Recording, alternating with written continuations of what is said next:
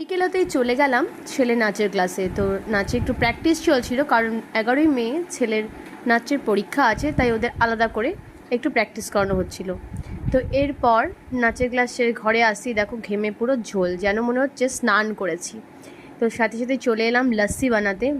সাথে দিয়ে দিলাম ঠান্ডা জল, তার সাথে দিয়ে দিলাম চিনি, বিট নুন দিয়ে আর কোনো কথা নেই, বানিয়ে নিলাম লস্যি।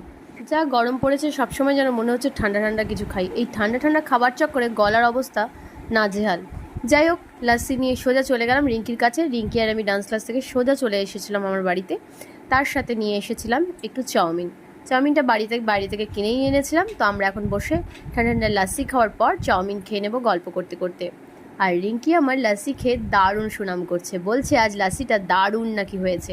আর চাউমিনটা একদমই বাজে ছিল খেতে। যাই হোক, বাচ্চারা এখানে খেলা করছে। আজকের মতো ভিডিওটা এখানেই শেষ করছি, বাই।